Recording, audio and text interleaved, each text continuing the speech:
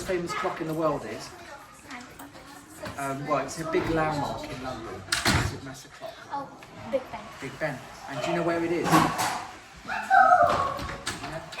It's just by the River Thames. And that's where I work, just underneath Big Ben. So I hear the gongs every day. Quick question. Isn't Big Ben actually the bell? As opposed to, I don't want to turn this into yeah, a so it's called the actual, now it's called the Queen Elizabeth Tower, after the late Queen. So it's more known as, commonly known as Big Ben. I'll tell you 3 amazing things about my office. First of all, hands up if you like mice. Nice. So do you like mice? I don't like them. Shall I tell you why? Because they're running, literally, they're running all over my office often. And they, if you leave a cardboard box of tea, they go through the tea bags and eat the tea bags. And they often get stuck behind the radiators and then they smell because they sometimes pass away, sadly. And so you can't leave a bag of crisps there or anything because the mice are running all over the place. So that's one thing about my office. The next thing is, does anyone know who was our most famous Prime Minister in history? Probably in the last 100 years. Come on, rack your brains. I know you would have done this with Mr. Wynne and Mr. Abbott. I'm trying to think. His first name begins with W and his last name begins with C. One name that I can think of.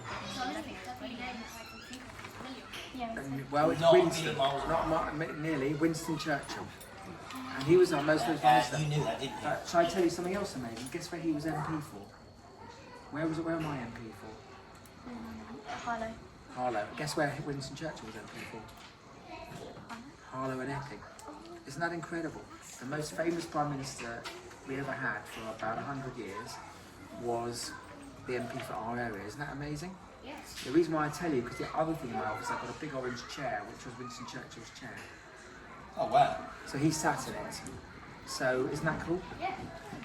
So I have another third thing to tell you. You know, I was asking you about Big Ben, right? And then I'll answer all your questions. So, hello. This is Sarah. Hi, Sarah.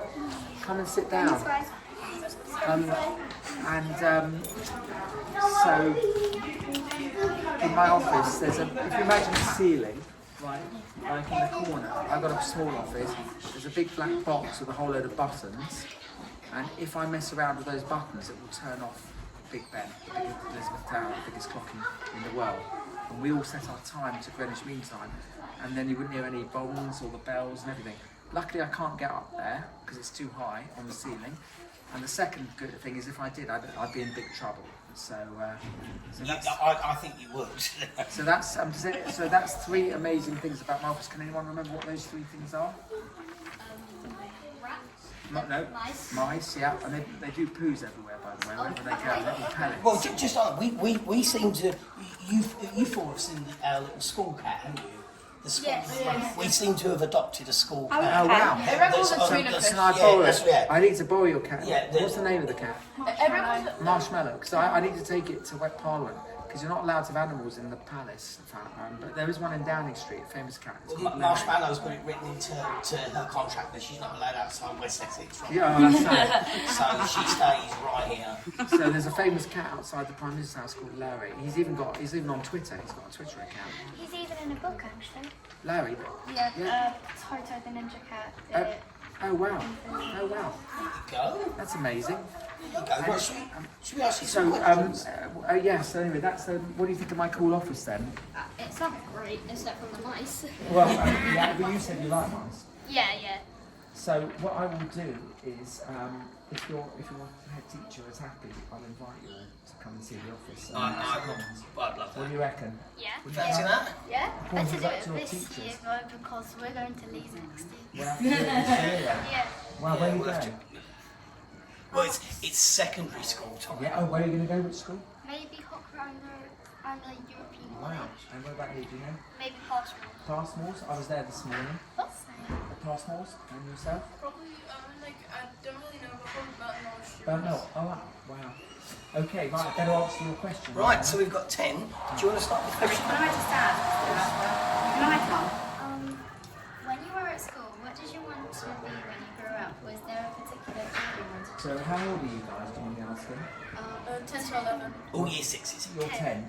And you're 10? 10. 10. So that's amazing. You know why? Because it's a very special age for me, because when I was 10, an MP came to my school and he said the Houses of Parliament had over 1,000 rooms, and I didn't believe it. I thought, how can anyone have 1,000 rooms? It's impossible. It's a genuinely true story. Yeah. And I demanded to go to the House of Parliament. No, I've just invited you guys. And I went and I said, right, I'm going to be an MP. I loved it from the moment I walked in. I said, when you go in there, you'll see why. It's an incredible building. And I thought, right, I'm going to be an MP. It's the job that I always wanted. If it hadn't been that, I might have been, it's a written journal. It's not I wouldn't know going to do any of that, the videoing and stuff, but writing, I love writing. Superb. Question number 5. What's the best thing about being an MP? The best thing about being MP is that you represent, I love Harlow, and I've never been happy. I've lived in other places in my life, but I've lived here since 2000 or late 1999. Well, where were you born? I was born in North London. North London. So, Apart from Harlow, where the best place you've ever been in the world and why? how easily, I can tell you. It's in England somewhere, and I've always said it's going to be, it is the most special place I've ever been to in my life. I've been to abroad and I've seen some incredible things overseas in other countries, but the most beautiful place on earth, I think, is a place called Wasdale, and it's right at the top northwest of the Lake District. Anyone heard of the Lake District? Beautiful place, all full of lakes and mountains. But this place, I don't know if you've heard of it, is particularly, it's isolated, and the nearest village is, first of all, it takes about 6-7 hours to get there by car. And then you get to a village, and then you go through the village, and then it takes another half an hour. You're completely isolated, and you just drive through these incredible mountains and lakes, and it's beautiful you've ever seen. And if you come to the end, and there's three things there. There is an old pub that has little cottages and flats. We sometimes stay there. There is the smallest church in England. Yeah. It's been there since the Vikings. They apparently put the first. I can't imagine a church smaller than St Mary's. No, it's really. Oh no, it's much smaller than that. Oh really? Yeah, it's really like low ceiling. Okay. And then, so there's cottages, there's the pub, and there is a little flat, and there is this amazing small church. And then you just go and you sit on this mountain. Doesn't matter what. When you wake up in the morning, you've got these incredible mountains and lakes right in front of you. And it's just the most beautiful place I've ever seen, and I never get bored of it. And we go on holidays there, and we went there this year in the first week of August. It was amazing. What about abroad? If you had to pick the best country you've ever been abroad to? Well, it's hard because I've been very lucky. I've been to lots of different places, but I love Israel. Israel is a beautiful place. What would you have said? Best place you've ever been? Probably Argentina. Argentina. Wow. Have you been to Argentina? Oh, sorry. I should have said something else because my wife is originally from Brazil. So I When should did have said you Brazil. go to Argentina? You know, there's, like, Well, me and you having a chat about that. you know, like you said Argentina. You know, like the rivalry between England and France. Brazil and Argentina, they're at each other. They're a big rivalry. So in Brazil they speak Portuguese, and Argentina they speak Spanish.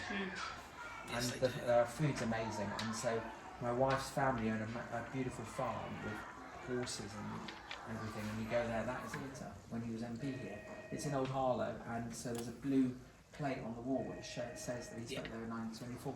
So if you ever go there on a school trip, because they have theatre shows, just go outside and you'll see that our most famous Prime Minister who represents. I think we're going to be taking a trip down there at Christmas time. But, so he spoke about theatre in 1924. It's amazing. And there's a book which says what he says in the speech, what he talks about. I did not know that Winston Churchill was the Harlow MP. Yeah, Harlow Epping, yeah. Never knew Yeah. that. It's amazing. Did you? Yeah. No, you didn't. You can ask as many as you like. No, told me. Oh yeah, that's right. No. Just question number 9. We've got two official questions left. Anything So you like. question number 9 then, Doug. If you were a teacher, what would be the subject that you would teach? Oh, that would be easy.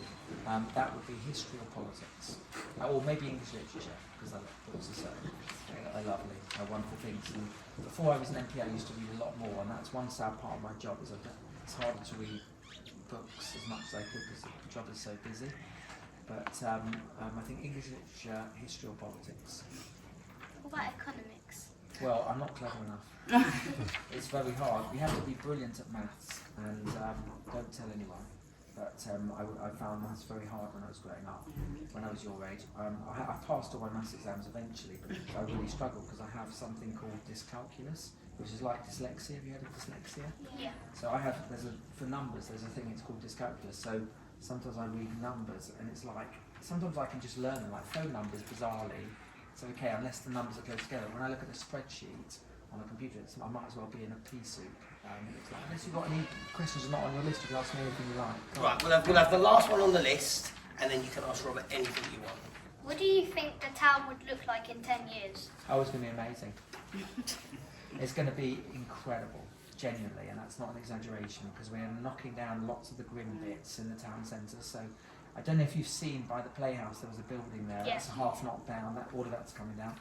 And the government is spending millions and millions. Guess how much they're spending? It's something like 60, 70 million pounds on everything. It might even be more than that. What are they building there? So the Playhouse is going to be an amazing arts quarter with cafes and everything. It's going to be beautiful. And the Playhouse will still be there, but and then the other side where the bus station is, that grim part, that's all going. And so it's going to take a long time. And we're getting a new hospital. And lots of some areas of different estates around Harlow being spruced up. I already think Harlow's an incredible place, but I think we are just 5 years, by 2030, that's what will happen. The Market Square's going to look really cool as well, with new apartments and things like that, and new shops, which will bring in, will take all the aggro away. So it will take, I reckon, by 2030. So what year are we in now? Does anyone know? 2023. So how many years till 2030? Who's good at maths here? So in 7 years. 7 years, well done. You did that faster than I could. So.